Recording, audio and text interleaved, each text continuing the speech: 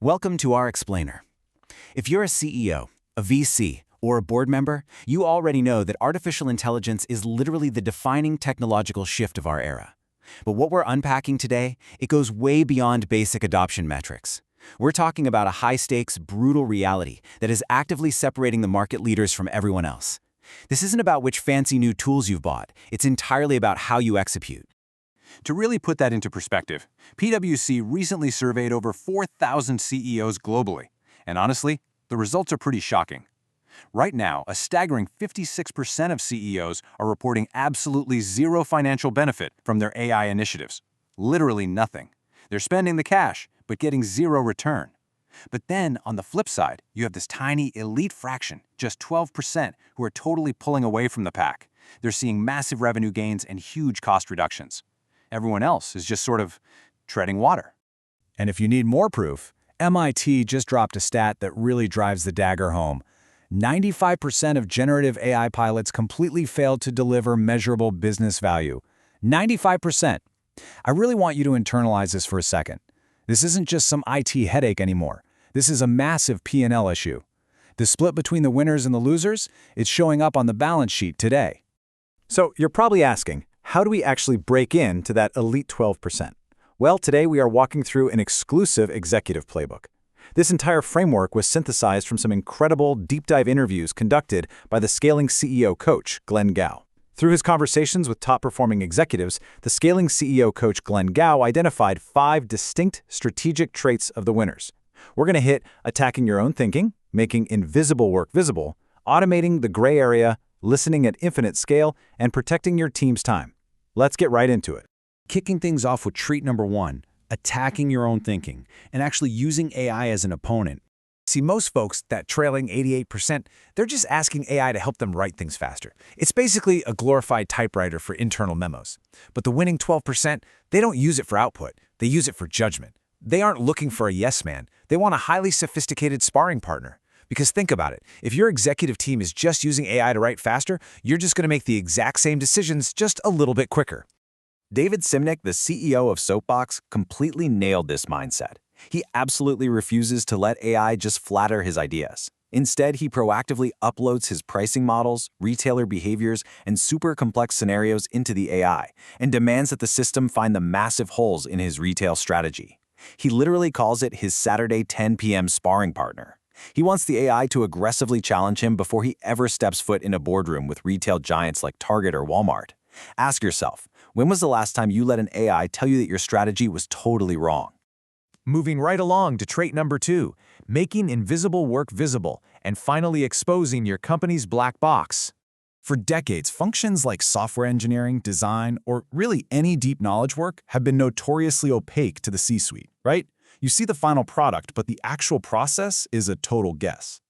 Well, Bernardo Hernandez, the CEO of Pincero AI, said enough is enough. He uses AI to pull live signals from code repositories, Slack channels, design tools, you name it. It aggregates all of it into one precise measurement of output. Suddenly, the black box is open. You know exactly who is collaborating, who is actually shipping, and where the real bottlenecks are. And hey, this isn't just a software thing. Jim Duhovny, the CEO of Aleph Aeronautics, who are literally building a flying car, by the way, applies this directly to engineering. He uses AI to execute incredibly complex flow analyses and hardware stress tests. He's taking all that dense engineering data out of the siloed brains of his senior engineers and putting it directly on a screen where he can inspect it. The 12% are completely eradicating guesswork. If you're still managing your company by blindly trusting a sanitized weekly PowerPoint, you are guessing. And your competitors definitely aren't. Okay, on to the third strategic trait, automating the gray area. And this requires entirely rebuilding the workflow. Look, old school automation was completely black and white, rule-based. If X happens, do Y. But the real world doesn't work like that, does it? The real world is gray. The new era of compound AI agents can actually navigate that grayscale. The 12% aren't just clumsily slapping AI onto their old legacy systems. They are tearing their operational workflows down to the studs and rebuilding them around AI from the ground up, leaving humans to deal only with the really complex exceptions.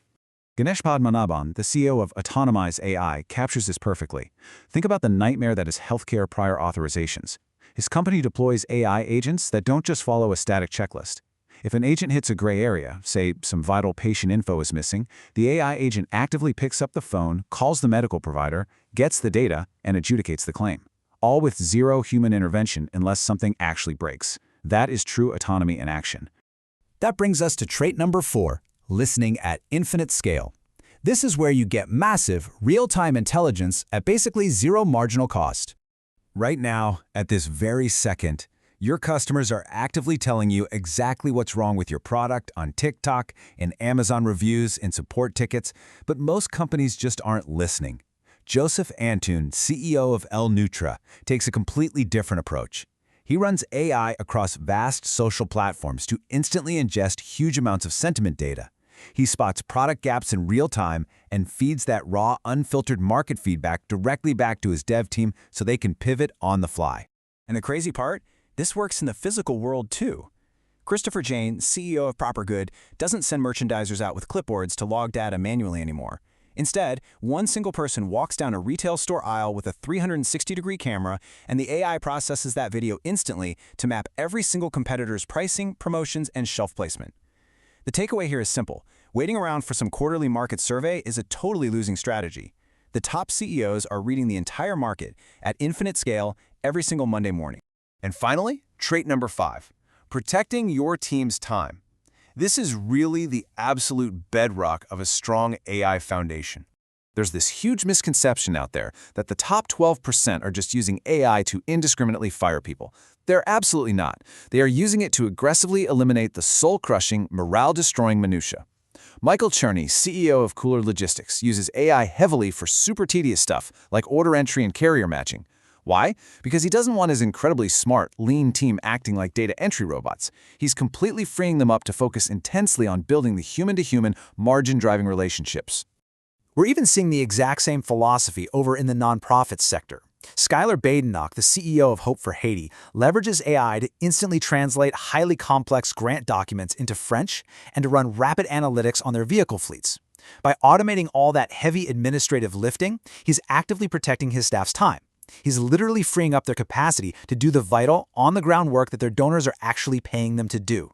You've got to remove the friction first if you want your team to actually embrace AI.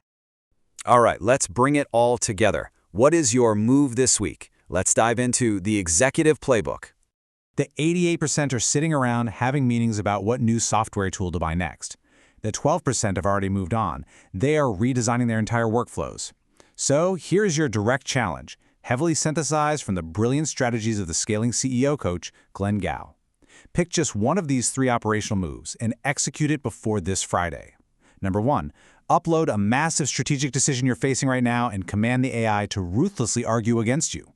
Number 2, pick one workflow in your company that is currently a black box and have AI surface the actual data.